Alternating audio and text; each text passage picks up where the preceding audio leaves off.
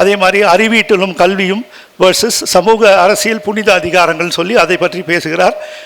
பழந்தமிழ் அறிவீட்டிலும் கல்வியும் இதில் வந்து பிபிசி ஊடகம் மறைக்கப்பட்ட பெருமக்களின் செய்தியை பெருமக்களுக்கு கொண்டு சேர்க்கும் விதமாக இயங்கும் ஒரு கருத்தியல் ஊடகமாகும். இந்த ஊடகத்தில் வெளியாகும் அனைத்து செய்திகளும் பெருமக்களுடையதாக இருக்கும், பெருமக்களுக்கானதாக இருக்கும்.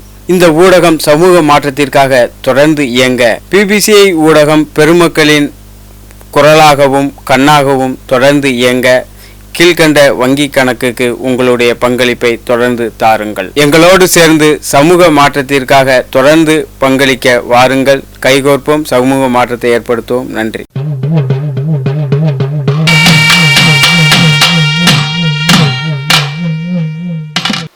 இந்த புத்தகத்தை பொறுத்த வரைக்கும் எனக்கு படிக்கும்போது எனக்கு ஏற்பட்ட உணர்வு அப்படின்னு பார்த்தேன்னு சொன்னால், ஐயா அவர்களுடைய மிகுந்த புலமை இதில் தெரிகிறது. அதாவது நமக்கு வந்து அந்த தமிழ் புலமையை பற்றி சொன்னாங்க, ஆனால் ஆழ்ந்த அறிவு புலமையும் அதில் இருக்கிறது பார்க்குறோம். இதில் வந்து என்னென்னா, அவர் வந்து ஒரு அவைய அடக்கத்துடன் ஒரு விஷயத்தை சொல்கிறார். இப்போ நம்ம எல்லோரும் பேசும்போது சொன்னோம் இது ஆய்வு நூல்னு. ஆனால் பக்கம் 15 இந்நூலில் கருத்தியல்கள் கட்டமைக்கப்பட்டு அவைகள் நிரூபிக்கப்பட்டு இருக்கும் விதம் ஒரு முழுமையான ஆய்வு நூலுக்கு உரியது என்று கொள்ள முடியாது. அந்த அவையடக்கத்தோடு அதை வந்து பதிவு செய்திருக்கிறார் முன்னுரையில். அது என்ன அப்படின்னு சொன்னால் அவருடைய நடுநிலையை காட்டுகிறது. அதாவது தான் செய்திருக்கிற அந்த செயல் வந்து மிகவும் உன்னதமான ஒரு விஷயம். அது ஒரு சமுதாயத்தை கட்டமைக்கின்ற, ஒரு சமுதாயத்தை சிந்திக்க தூண்டுகின்ற பல விஷயங்கள் இருக்கிறது. அதாவது இந்த புத்தகத்தில் பார்த்தீங்கன்னா அதில் நீண்டு நிறைய விஷயங்கள் சொல்லலாம். ஆனால் வந்து எனக்கு குறிப்பாக பார்க்கும் பொழுது இதில் அவர் பல கேள்விகளை எழுப்பி இருக்கின்றார். இந்த புத்தகத்தை படிக்கின்ற எல்லோருக்கும் ஒரு சிந்தனை தூண்டல் அங்கங்கு இருக்கும். சில சமயங்கள் உங்களுக்கு அந்த கருத்துக்கள் வந்து ஏற்புடையதாக கூட இல்லாமல் இருக்கலாம், ஆனால் அது சிந்திக்க தூண்டும். ஆனால் இது மொத்தமே கட்டமைக்கும் பொழுது அவருடைய ஒரே சிந்தனை வந்து பார்த்திங்கன்னா அந்த ஜனநாயகத்தை காட்ட வேண்டும் என்ற அடிப்படை சிந்தனை தான் இந்த இந்த இந்த நூல்.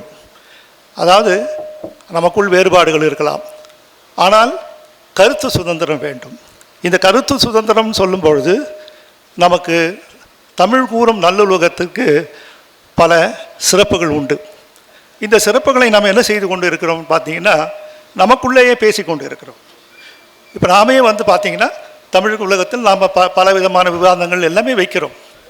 ஆனால் ஐயா அவர்களுடைய இந்த புத்தகம் வந்து பார்த்திங்கன்னா ஒரு சிறந்த நூல் அப்படின்னு சொல்லும்போது, ஒரு ஆங்கில பேராசிரியராக நான் இதை படிக்கும் பொழுது அவர் பல சோஷியலாஜிக்கல் தியரிஸை மனதில் வைத்திருக்கிறார். அதுக்கு நீங்கள் வந்து குறிப்புகள்லாம் கேட்க முடியாது. ஏன்னா அவருக்கு ஏற்படுகின்ற அந்த எண்ணத்தை, அதாவது நீண்ட காலம் படித்த விஷயங்கள் வந்து ஒருவருக்கு வரும்பொழுது அவர்கள் வந்து பார்த்தீங்கன்னா முடிவாக சில விஷயங்களை சொல்லுவாங்க.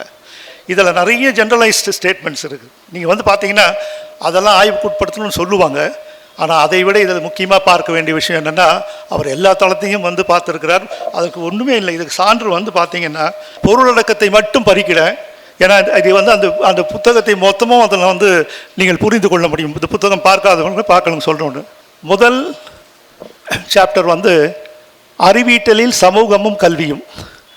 அதில் சமூக கோளாறுகளின் ஊற்றுக்கண், கல்விக்கு எதிரான கலாச்சாரமும் சமூக கட்டமைப்பும், இந்து சமூக கோட்பாடும் அறிவியக்கமும், அறிவியலற்ற அறிவு எதிர் அறிவியல் பூர்வ அறிவு, அறிவியக்கமும் உண்மை அறிதலும், மனித இருப்பிடமும் அறிவீட்டலும். இது பாருங்க எந்த அளவுக்கு அந்த கிளாசிஃபிகேஷன் இருக்குதுன்னு சொன்னால், ஆழ்ந்து சிந்திக்கக்கூடிய ஒருவர் தான் இந்த மாதிரி பாகுபாடுகள் கொடுக்க முடியும். அதை ஒவ்வொன்றத்தையும் நுணுக்கமாக அதில் வந்து அவர் வெளியிட்டிருக்காரு.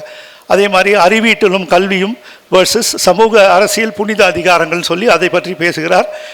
பழந்தமிழ் அறிவீட்டிலும் கல்வியும், இதில் வந்து தொல்காப்பியத்தை வந்து முழுவதுமாக நாம் வந்து பார்த்திங்கன்னா எப்படி உள்வாங்க வேண்டும் என்ற சிறப்பான கருத்தை வந்து ஐயா அவங்க சொல்லியிருக்காங்க. இது வந்து பல விஷயங்கள் வந்து இதில் விவாதிக்க வேண்டிய விஷயங்கள் இருக்குது. இது தொடர்ச்சியாக நம்ம நிறைய பேச முடியும். அதில் வந்து என்னென்னா, நமக்கு இருக்கக்கூடிய கடமை என்ன அப்படின்னா, ஒவ்வொருவரும் இந்த புத்தகத்தை ஆழ்ந்து வாங்கி படித்து இதில் இருக்கக்கூடிய ஒவ்வொரு செய்தியை எடுத்து நாம் வந்து பார்த்திங்கன்னா இதுக்கு நிறைய ஆய்வுகளுக்கு உட்பட்டு நாம் வந்து அதை உள்வாங்கி இதை வந்து அவங்கவுங்க நிலையில் அதை நடைமுறைப்படுத்தக்கூடிய ஒரு நிலையை இது வந்து ஏற்படுத்தணும்.